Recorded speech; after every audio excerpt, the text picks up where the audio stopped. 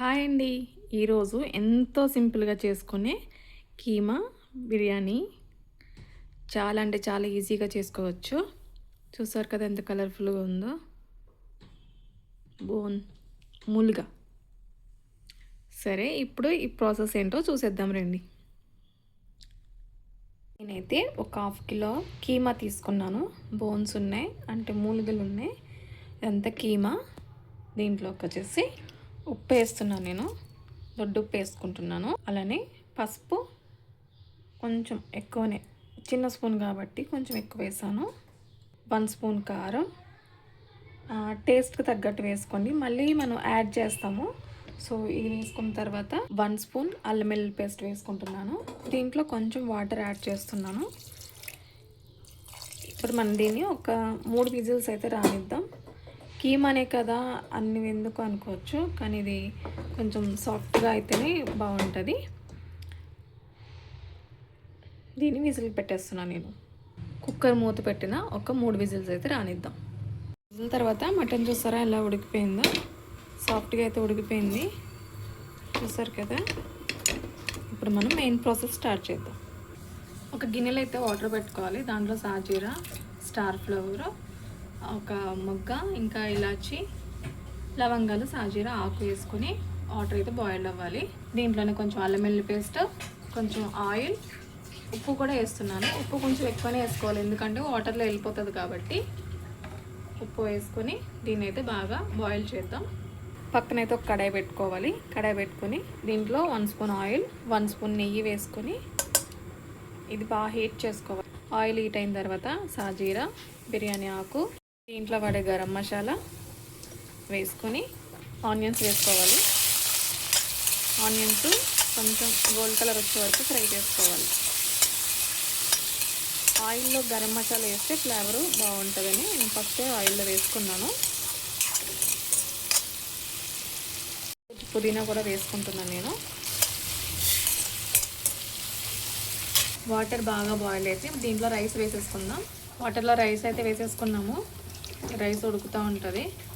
ఇలా మనం అక్కడ ప్రాసెస్ చేసేసుకుందాం. ఆనియన్స్ ఫ్రై అయినాయి కదా. ఇప్పుడు దీంట్లో మనం కొంచెం అల్లం వెల్లుల్లి పేస్ట్ వేసుకోవాలి. ఇది కొద్దిగా వేగిన తర్వాత దీంట్లో టమాటా వేసుకుందాం. ఒక టమాటా చిన్న ముక్కలు కింద కట్ చేసుకొని టమాటా వేసుకోవాలి. టమాటా బాగా మగ్గిపోయే వరకు మగ్గించుకుందాం. ఇది చూసారా మగ్గింది సగం. ఇంకా కొంచెం మెత్తగా టమాటా అంతా మగ్గిపోవాలి. సాఫ్ట్గా మగ్గిపోతే అందులో మిక్స్ అయిపోతుందని.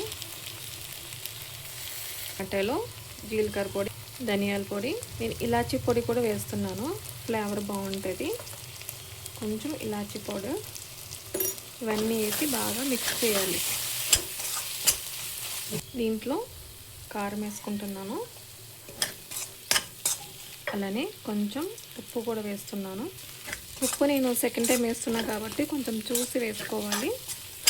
ముందు ఎంత వేస్తామో చూసుకుని దాన్ని బట్టి సెకండ్ టైం దాంట్లో యాడ్ చేసుకోవాలి. ఇదంతా మగ్గింది కదా. దీంట్లో అరకప్పు పెరుగు వేసుకుంటున్నాను నేను మీగడతో వేసేసానండి. ఇది బాగా మిక్స్ చేసుకుందాం.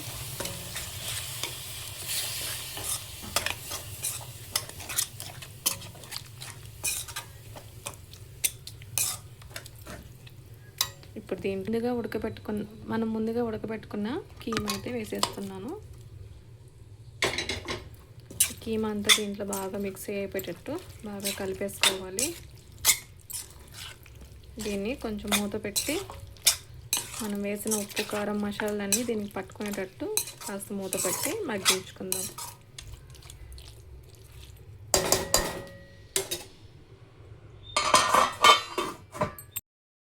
చూడండి 50% ఉడికింది.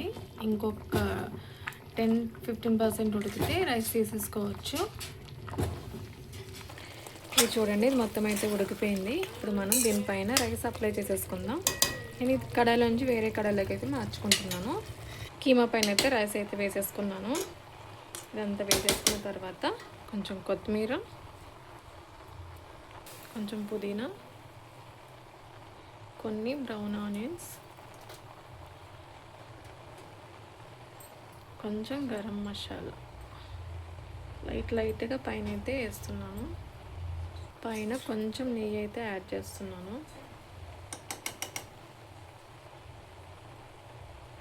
దీన్ని ఇప్పుడు సిమ్లో పెట్టేసుకొని ఒక 15 to 20 మినిట్స్ అయితే దీన్ని కదలేకుండా ఉందాం. అయిపోయిందండి. దీన్ని వేరే దాంట్లోకి టర్న్ చేసేసుకుందాం. చేసుకుని సర్వ్ చేసుకోవచ్చు. రైస్ అంతా ఇలా టర్న్ చేసేసుకొని మనం సర్వ్ చేసుకోవాలన్నమాట. ఈక్వల్గా స్ప్రెడ్ అయిపోతుంది. అంతేనండి, ఈజీగా చేసుకునే కీమా పలావ్ బిర్యానీ రెడీ.